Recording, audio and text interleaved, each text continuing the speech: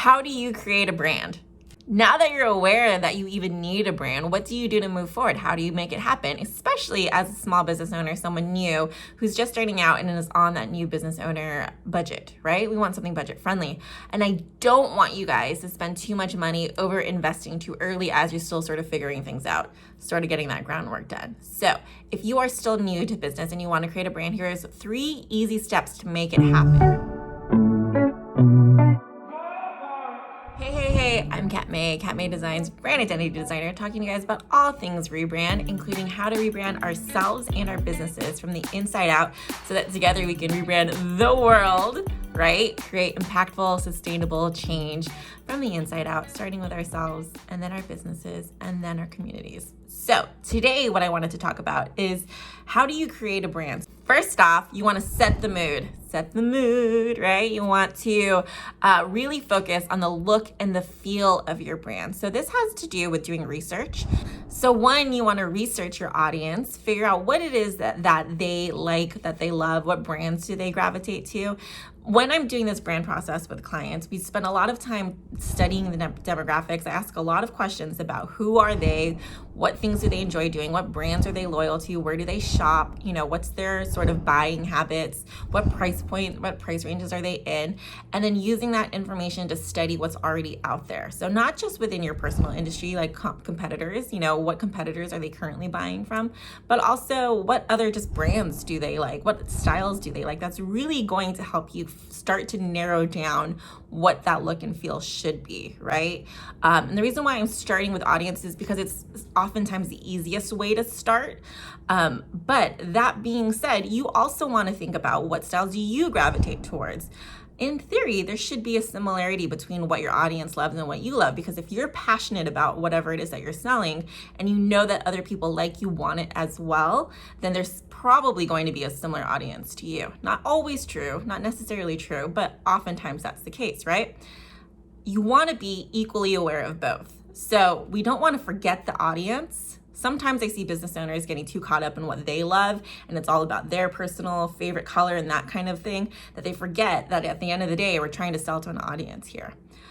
However, it needs to be true to you and your business and your team, in some way, so that you can always stay true to who you are and make more consistent decisions moving forward, right? So if you are someone who is like, I don't know, you tell me, designer chooses, right? No, you have to choose, because you are the owner, the leader of your business. You're going to be the person most likely always making all of these decisions.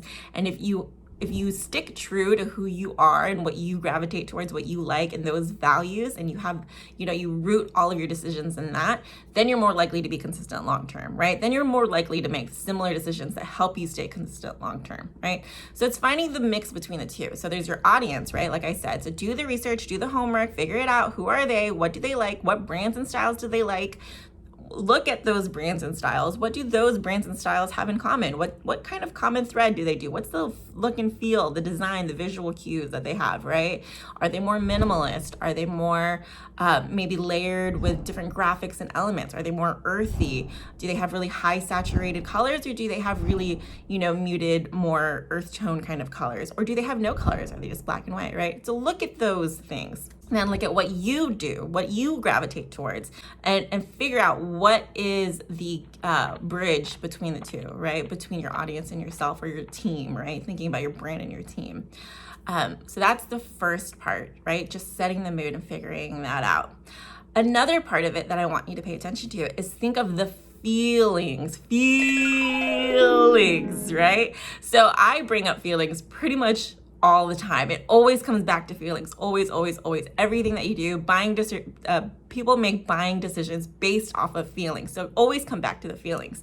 So when you're thinking about look and feel, sometimes I tell people like, okay, let's go do, especially when I'm coaching, right? Go make a mood board on Pinterest. And so they'll pin things that are more, they're thinking about it as a business owner, thinking like things, stuff, deliverables, like more on the surface level. And what I want you to do is think about it more in terms of mood, right?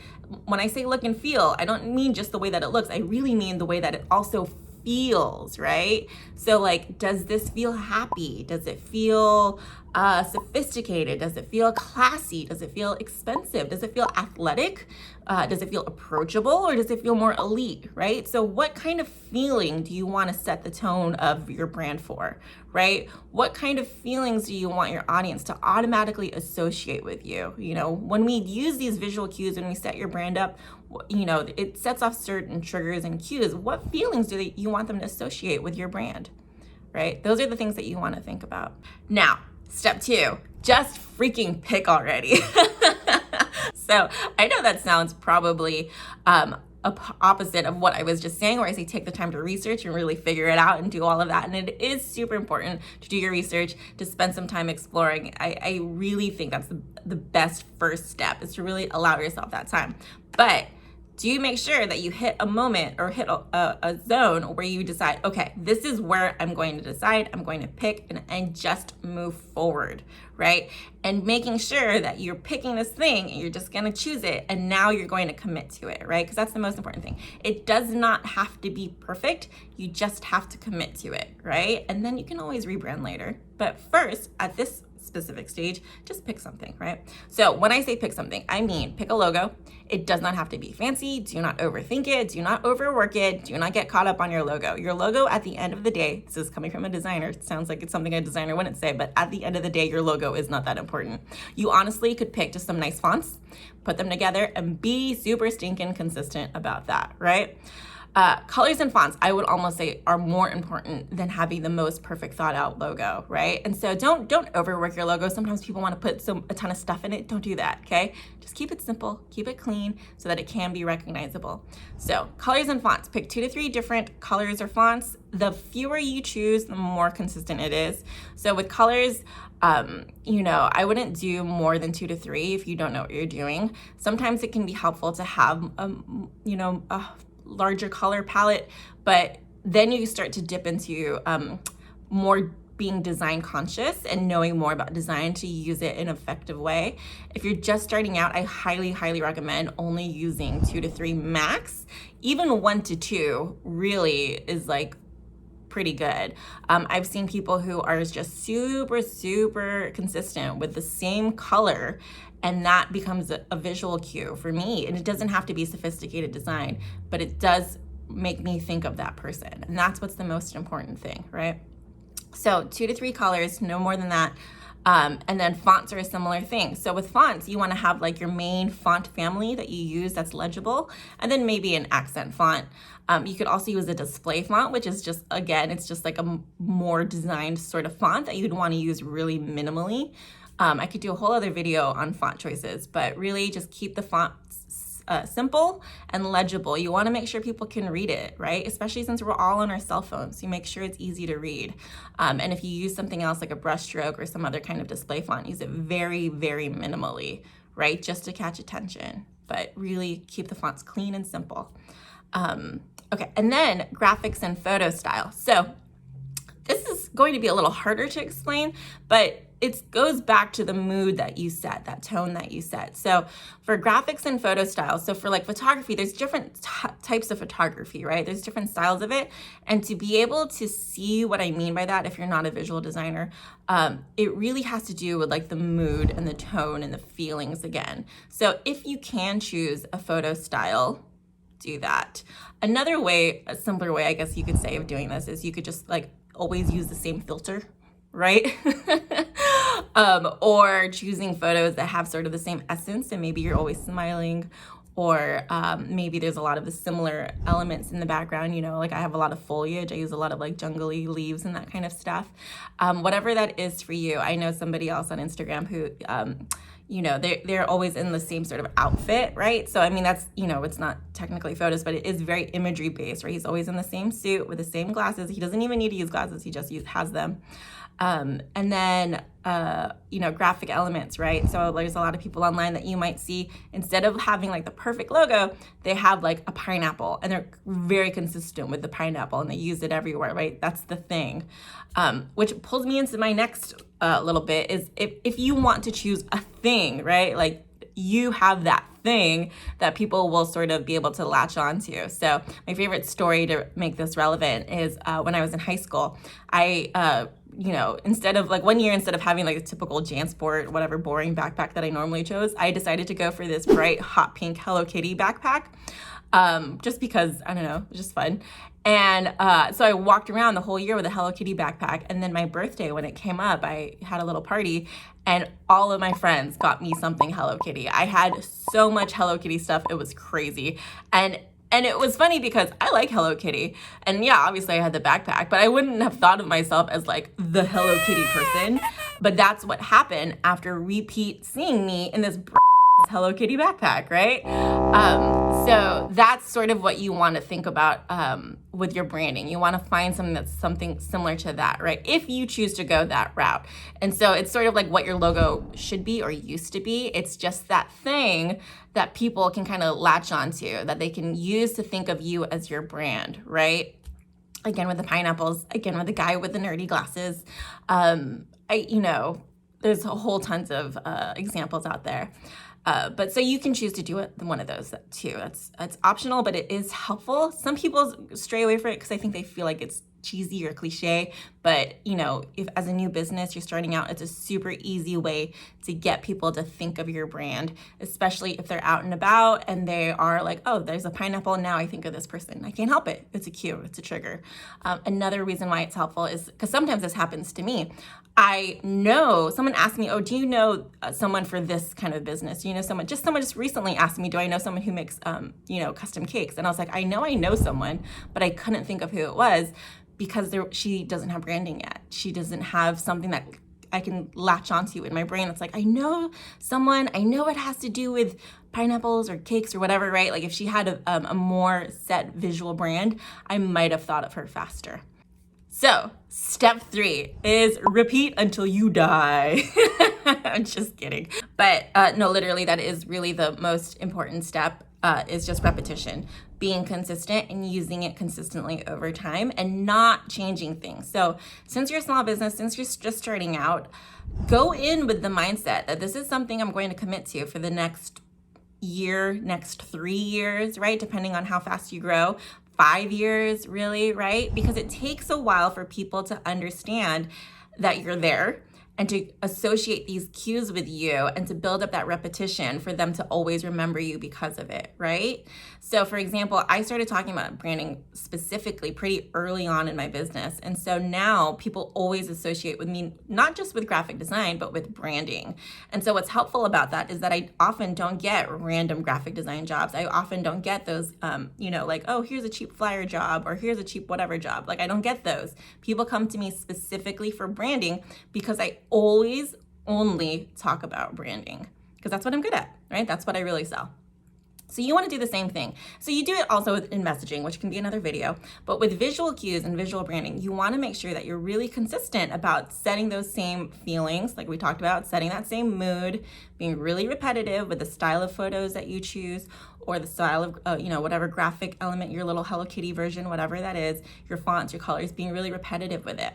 Now, warning, what I often see with business owners is, and I totally get it because as business owners, we're creative types. We're the kind of people who are like, you know what, I have this idea and I'm just gonna go for it.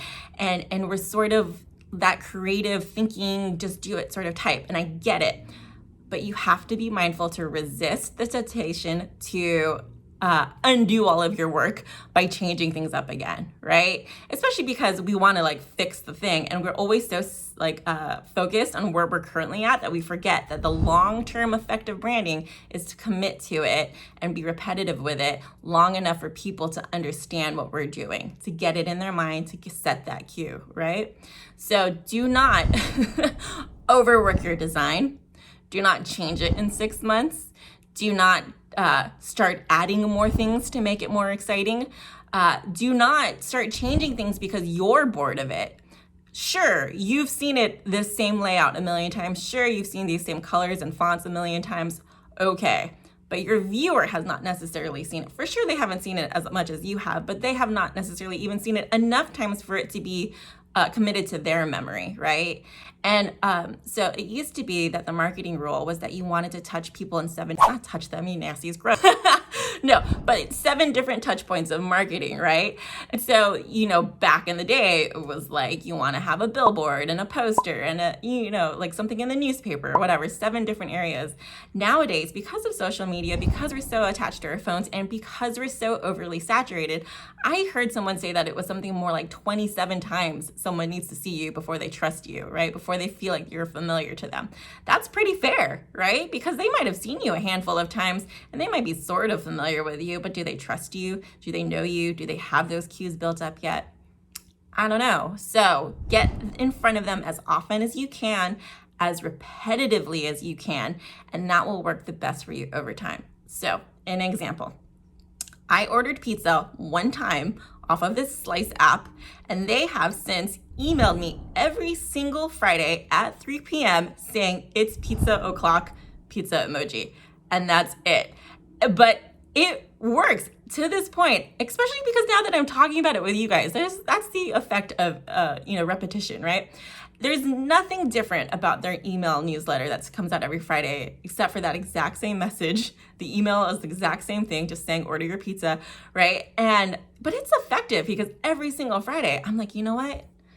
That does sound like a good idea for dinner. And they send it at 3 p.m., which is the perfect time because you're starting to think like, ooh, I'm going to be hungry in a couple hours. If I put this in right now, perfect timing.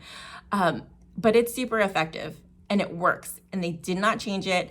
And it totally gets me because I'm like, yeah, it's Friday. I don't want to cook. Let's order a pizza. Super easy, right? So that's how you want to be. Now, it works for them because they're selling pizza on a Friday. That's pretty simple. You don't have to be as stagnant as that, right? Depending on what you're selling, but you do want to be really repetitive with your messaging because you want people to understand what it is and to be able to associate those cues with you. And you need to give them time to do that. Okay, guys? Okay, so recap, here's how you create a brand, real simple and easy, just jumpstart, get into it. 1, set your mood, look and feel, thinking about what tone you want to set, what feelings you want to set, what you want, those feelings and messages you want people to associate with your brand. 2, just freaking pick already, just get it done, pick it, do it, commit to it, okay? Here's my challenge, 1 to 3 years at least. When you're ready to rebrand, and you'll know when you're ready, right? Then change it up. But if you're not there yet, just keep doing it, okay? And then rule 3 or step 3, repeat until you die. Stop fiddling with it. Stop. No, don't touch it anymore. Quit. No, don't do it. I know you want to. Don't do it. Stop fiddling with it, okay? Just don't touch it. Just keep showing up with the same repeat message and visual cues, and your brand will work for you over time. It does not need to be sophisticated. It doesn't need to be overly designed. It does not need even to look very good. It doesn't have to look good and to still be effective. All right, guys, so if you want to connect with me and learn more about what I'm up to, learn more about branding, rebranding yourself or your business from the inside out, come connect with me on Instagram. I share, IGTVs, I do lives, and I talk a lot about my emotional sort of journey as well. And I like to say that I'm a brand designer by trade, but mental health advocate by heart. And so all of that stuff is over on my Instagram. Link in the bio. Also, if you're interested really about ending destructive cycles, climbing out of depression, rewiring your negative thoughts, or, recreating a new sense of identity for yourself, go ahead and check out my blog. I'm going to continue posting more stuff on there, as well as this freebie that I've got. I go through my whole process of how I was able to recreate a sense of identity for myself, as well as a visual brand identity for my business. That's all in my, this little nice downloadable PDF that you guys can download over in the link below. Otherwise, I will talk to you guys soon. Okay, bye.